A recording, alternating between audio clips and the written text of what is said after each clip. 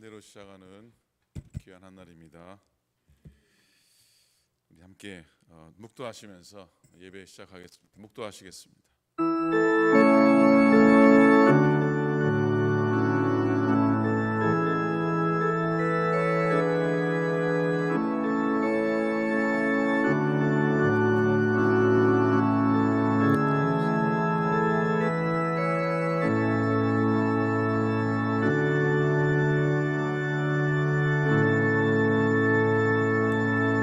하나님 아버지 고맙습니다. 주님 기뻐하는 한 날 되게 도우시고 주님 의지하는 복된 날 되게 도우시고 십자가 바라보는 귀한 사순절의 하루 되도록 축복하여 주시옵소서.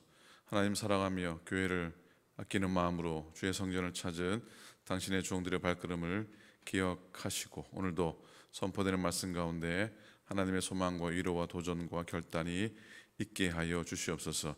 감사드립니다. 우리 주님 예수 그리스도의 이름으로 간절히 기도드립니다. 아멘. 아멘. 찬송하시겠습니다. 찬송가 321장입니다. 찬송가 321장 날 대속하신 예수께 찬송하겠습니다.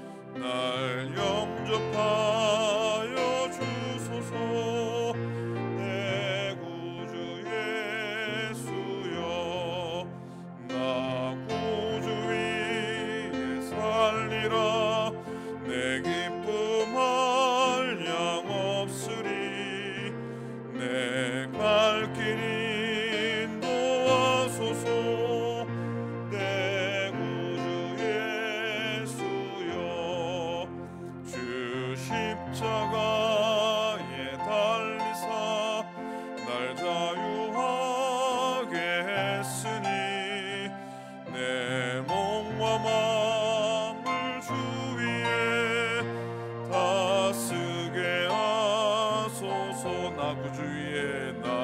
구주 위에 살리라. 내 기쁨 한량없으리. 내 갈 길 인도하소서. 내 갈 길 인도하소서. 내 구주 예수 날 대속하신 예수께 날 대속하신 예수께 내 생명 못 두드리니 늘 진실하게 하소서. 내 구주 예수 나 구주 위에 살리라. 내 기쁨 한량없으리. 내 갈 길이 도와소서. 내 구주 주여.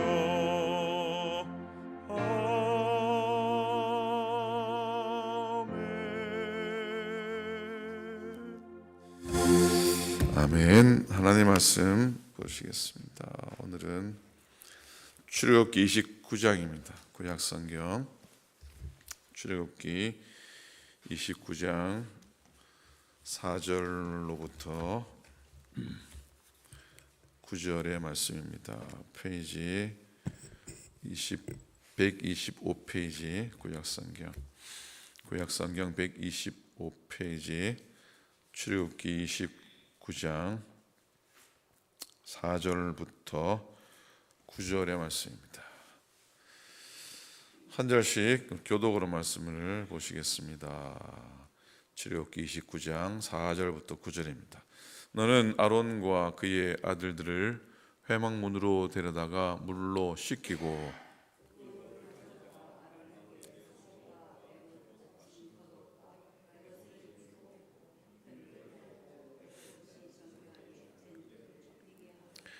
그의 머리에 관을 씌우고 그 위에 거룩한 패를 더하고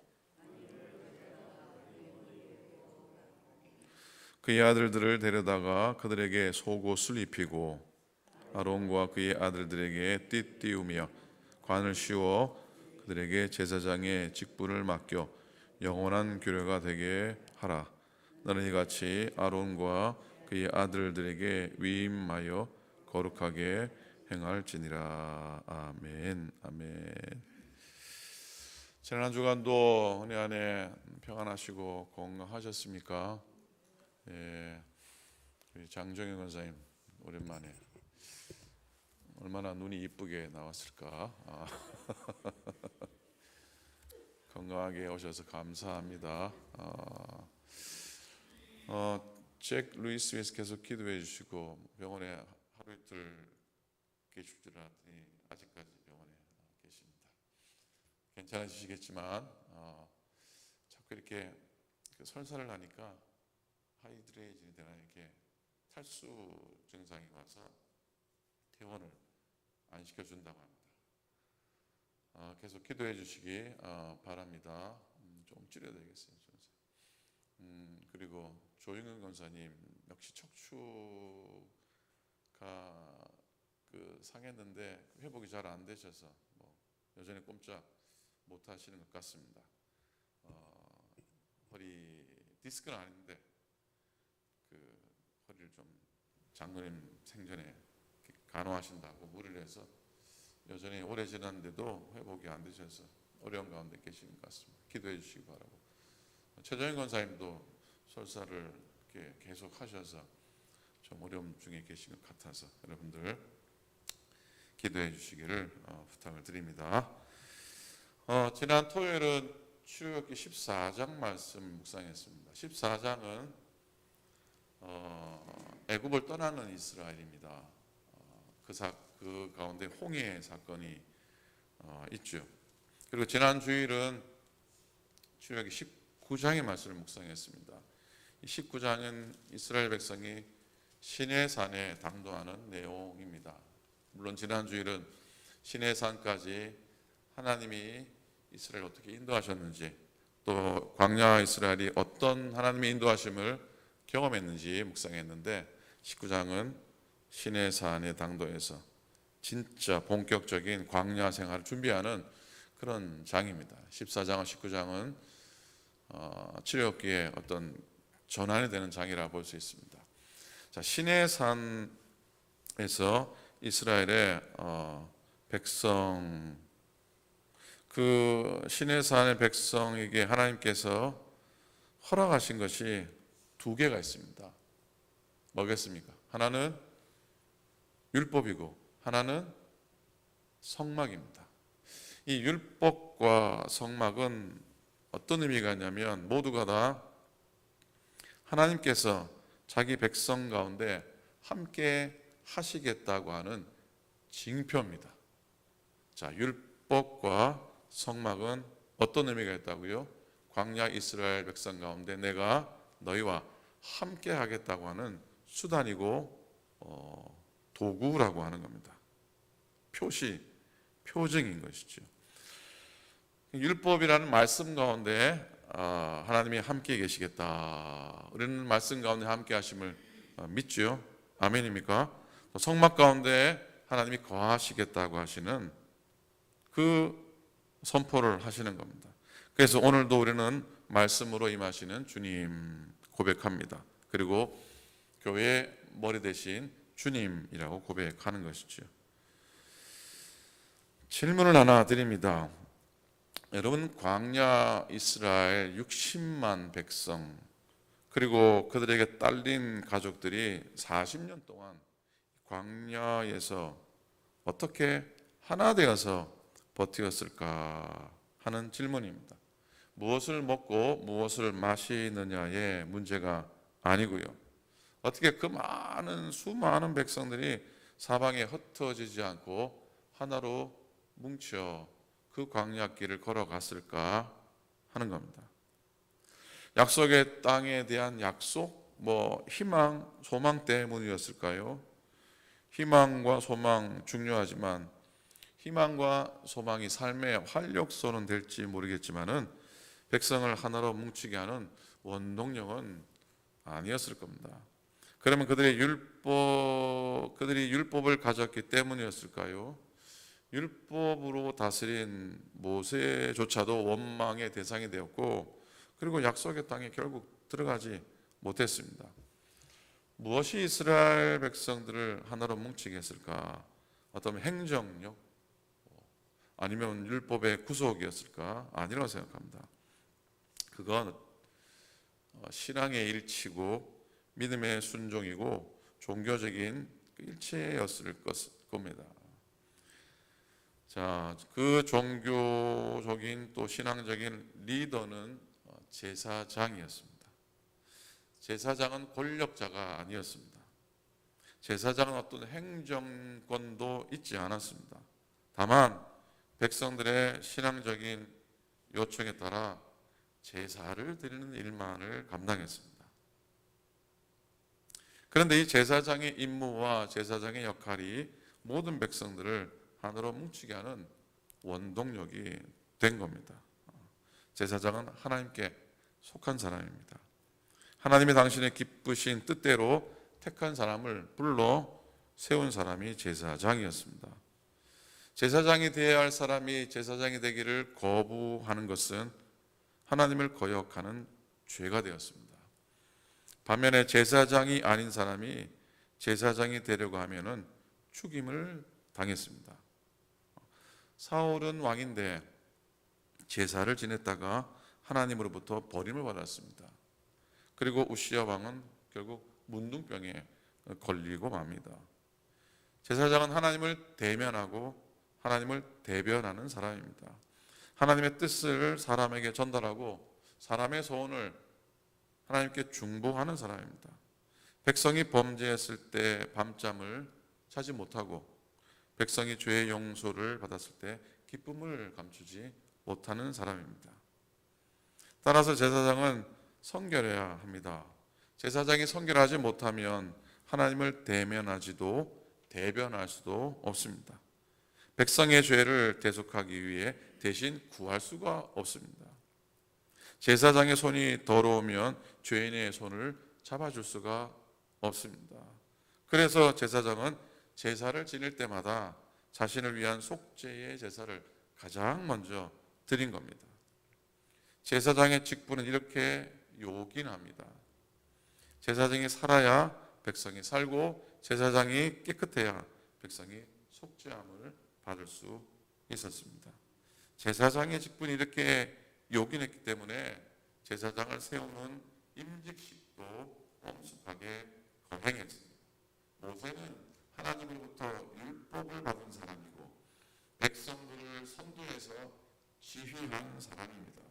그러나 모세 자신을 위한 미임식이나 취임식을 행한 일은 없습니다. 성막을 건축했지만 모세는 자기가 아닌 아론을 대제사장으로 세우는 위임식을 하나님의 명대로 거행하게 됩니다. 역할로 보면은 모세의 역할이 월등하다 하는지 모르겠지만 직분으로 보면은 모세는 아론의 제사장직을 따라갈 수가 없었습니다. 그러면 여러분, 제사장을 하나님께서 세우신 목적이 무엇일까? 앞에서도 말씀을 드렸지만 제사장을 왜 세우셨을까? 왜 세우셨습니까? 하나님의 제사장을 왜 세우셨을까요? 가장 중요한 건 뭡니까? 백성의 죄의 문제를 해결하기 위해서입니다. 왜 세우셨다고요? 백성의 죄의 문제를 해결하기 위함이었습니다. 백성의 죄의 문제를 해결할 날이 없었다면 하나님은 제사장을 세울 필요도 없었을 겁니다. 제사장은 오직 이 일을 위해 존재하는 사람입니다. 그래서 제사장이 하는 가장 중요한 일은 바로 제사를 드리는 것이었습니다. 이 세상에 죄 문제가 없는 사람 하나도 없고 죄사함 받지 않아도 되는 사람 한 사람도 없기 때문입니다. 제사장이 존재하는 이유는 오늘날 교회와 우리 성도들, 우리들이 이 세상에 존재하는 이유하고 똑같습니다. 교회는 일시적인 안위를 주는 곳 아닙니다.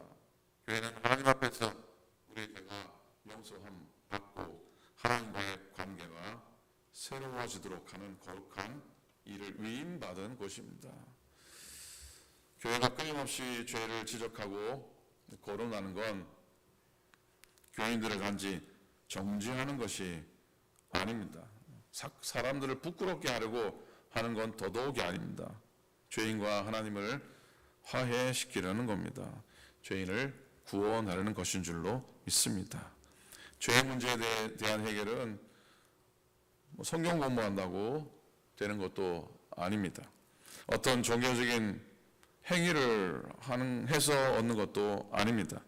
오직 예배를 통해서, 제사를 통해서, 거기에 선포되는 하나님의 말씀을 통해서, 십자가에서 우리 죄를 담당하신 예수님을 믿음을 통해서 모든 죄에서 구원받게 되는 것인 줄로 믿습니다.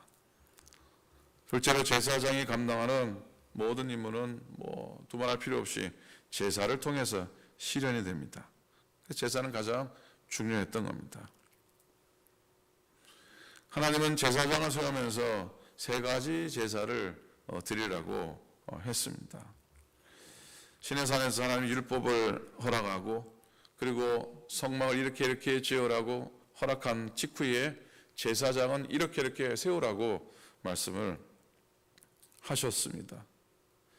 그리고 레위기 말씀에서 구체적으로 말씀하고 있지만 제사장은 크게는 이 세 가지 제사를 드림으로 하나님과 이스라엘 백성 가운데 화해케 하고 또 그 제사는 오늘 우리들의 제사와 우리들의 예배와 같은 겁니다. 제사장이 드렸던 가장 중요한 제사는 속죄제였습니다. 무슨 제사라고요? 속죄제였습니다. 모든 사람은 하나님 앞에 갈 때 가장 먼저 자신의 죄를 용서함 받아야 했습니다. 이를 위해서 수송아지를 잡습니다. 그 피를 손가락에 찍어서 번제단 네 뿔에 발랐습니다. 그리고 나머지 피는 단 아래에 쏟아 부었습니다. 간과 콩팥과 거기에 붙은 기름은 단 위에 불살랐습니다. 고기와 가죽과 똥은 진 밖으로 가지고 나가서 불살랐습니다. 이 송아지는 다른 사람의 죄를 대신 뒤집어 쓰고 죽는 존재였습니다. 수송아지는 회막문 앞에서 잡았는데 그곳은 하나님이 계시는 곳입니다. 하나님이 보시는 그곳에서 그 앞에서 죄인을 위하여 한 생명이 되신 죄를 짊어지고 죽임을 당한 겁니다. 송아지가 그 사람의 죄와 생명을 대신할 수는 없었지만 그 사람을 위해서 다른 생명이 죄를 짊어지고 대신 죽음으로 죄가 사함을 받는다는 것은 예수님의 대속의 죽으심, 예수님의 대속의 십자가를 말하는 것과 똑같습니다. 우리들은 우리를 위해서 주님께서 모든 죄를 대신 지시고 죽으셨음을 믿습니다. 예수님이 우리를 위해서 골고다 언덕 십자가에서 대신 죽었기 때문에 우리는 그 주님과 더불어서 영원한 생명을 누리게 된 줄로 믿습니다. 믿으십니까? 아멘입니까? 죄사함을 위한 제사, 죄사함을 위한 제사는 처음부터 끝까지 사실 피 비린내가 진동했습니다. 한 생명이 처절하게 죽음을 당해야 했습니다. 속이 다 드러나야 했다는 겁니다.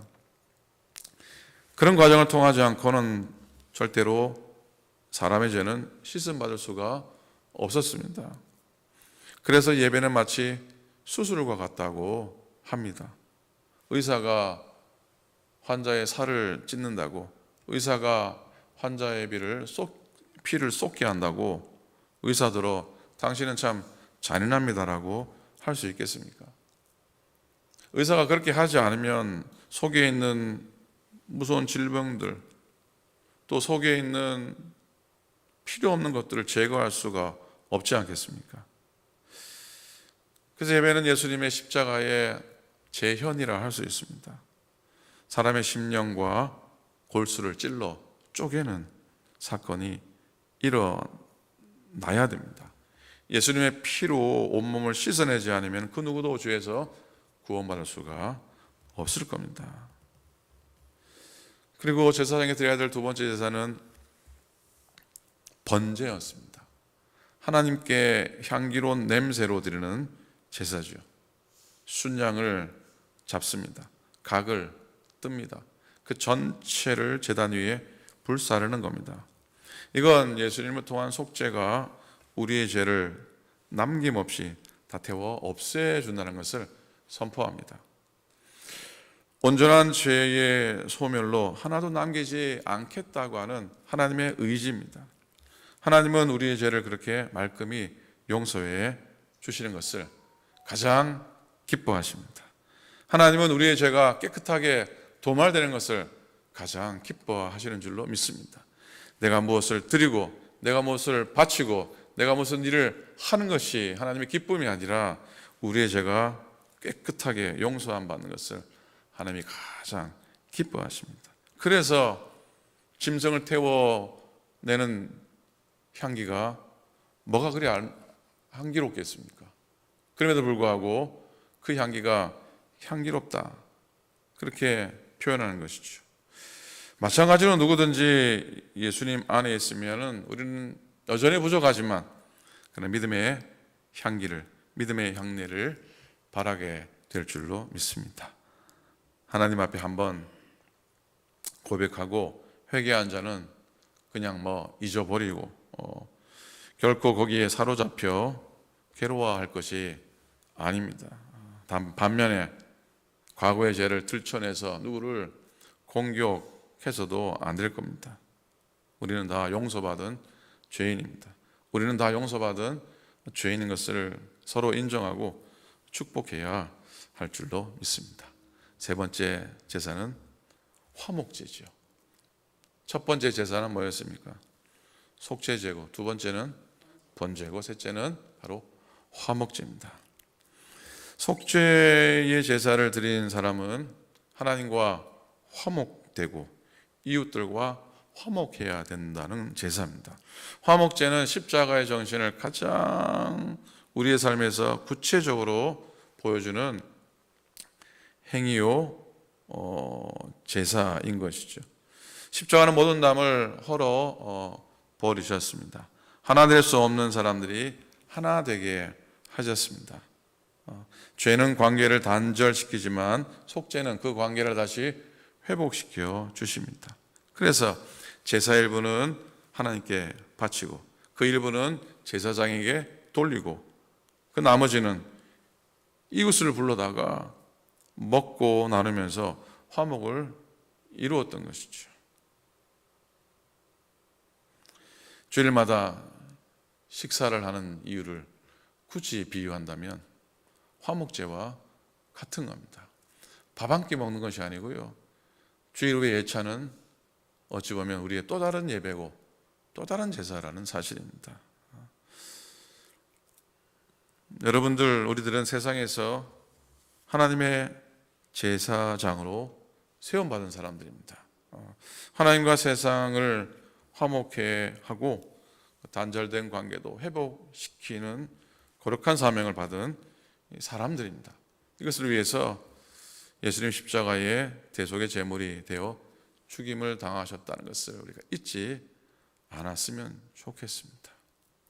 세상이 많이 분열되고 세상이 많이 나누어지는 오늘의 모습을 봅니다. 사순절 그런 모습을 보니까 더 많이 마음이 아프지만, 그러나 주님 십자가 짊어지며 가신 이 길이 화목의 길이었다는 사실을 잊지 않았으면 좋겠습니다. 여러분, 우리 예배는 항상 예수 그리스도를 예배 가운데, 우리 마음 가운데 꼭 모시고 십자가 보혈과 부활 생명으로 드리는 우리의 예배가 되어야 할 겁니다.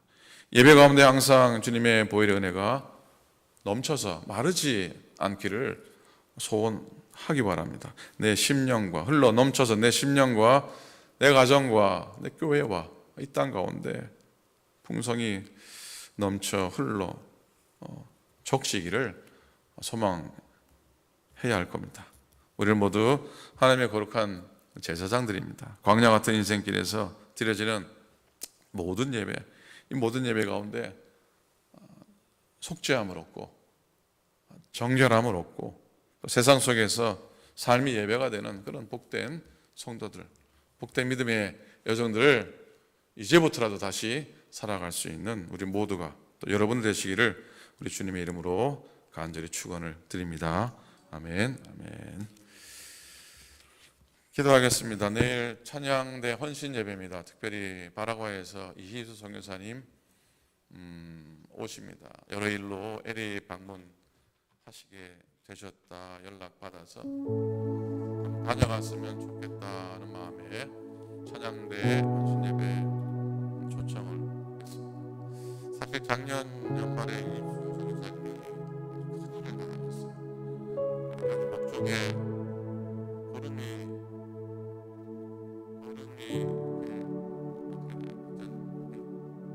심해졌어요. 눈도 마비가 되고 귀도 마비가 되고 말도 마비가 되고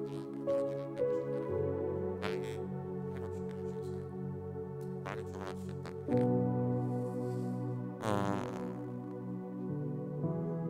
오셔서 귀한 말씀 전할 때 은혜 되기를 소망합니다. 또 찬양대가 믿음으로 헌신하는 그런 귀한 시간 되도록 기도해 주시기 바랍니다. 아까 우리 연약하신 분들, 아프신 분을 위해서 꼭 기도해 주시기를 바라고, 권정희 원사님도 감기로 지금 좀 어려운 가운데 계신 것 같습니다. 여러분들 잊지 않고 기억을 해주셨으면 좋겠습니다. 제가 드리지 않는 분들 가운데도 아프신 분을 위해서 기도해 주시기 바랍니다. 나라도 아프고 백성이 다 아프고 사순절은 아파야지 우리 기도 제목도 생기는 것 같은데 이 시간 여러 형편들을 바라보면서 기도하시고, 여러분 심령 가운데 하나님의 십자가 보혈이 흘러서 하나님 뜻대로 살게 하셔서 합심해서 한번 다 같이 통성으로 기도하도록 하겠습니다. 기도하겠습니다. 하나님 아버지, 주님 은혜 감사합니다. 주님 오늘도 주님의 말씀 가운데와 은혜 가운데 나가도록 인도해 주셔서 감사를 드립니다. 광야에 있을 백성들이 하나님의 말씀에 순종하며 하나님 믿음으로 하나 되어서 40년의 길을 걸어오게 하신 줄로 믿습니다. 하나님 아버지, 우리 부족함을 하시는 주님, 우리 인생을 걸어가면서 주님 떠나지 않고 주님에게 벗어나지 않고 광야의 길이지만 주님 천국을 향해서 믿음으로 한 걸음 한 걸음 걸어가는 저희가 되게 인도하여 주시옵소서. 하나님 고맙습니다. 우리를 인도하셔서 십자가의 보혈의 능력으로 우리를 덮어 주시옵소서. 하나님 내일 귀한 주일입니다. 하나님의 은혜로 예배하게 하소서. 특별히 찬양 대원들 믿음으로 헌신할 때에 그들의 성림 가운데 하나님의 기쁨이 되고 하나님 보게 되게 도와주시옵소서. 멀리서 오신 이희수 목사님, 이희수 목사님 발걸음 인도하시고 또 선포되는 말씀 가운데 여행을 떠나며 또 우리가 새로운 도전과 새로운 신의 고백 있게 하여 주시옵소서. 하나님 아버지, 하나님 아버지, 내려가신 교들을 주님 긍휼히 여기셔서 병상이 있고 또 아픈 가운데 있는 당신의 종들을 기억해 주시고 나음 주시고 깨끗함 주시고 우리 삶 속에 하나님의 영광 드러나게 하여 주시옵소서. 하나님 교들의 일터와 교들의 생업과 교들의 기억을 축복하여 주시옵시고 하나님께 살아가신 일터 위에 하나님 복과 하나님의 평강으로 채우시고 하나님 영통 귀하심을 도와여 주시옵소서. 하나님 아버지, 소란스럽고 놀라스럽고 분별되어진 가운데 있는 나라들과 민족들을 구원해 주셔서 하나님 화목하는 나라 되게 도와주시옵시고 화해하는 나라 되게 도와주시옵시고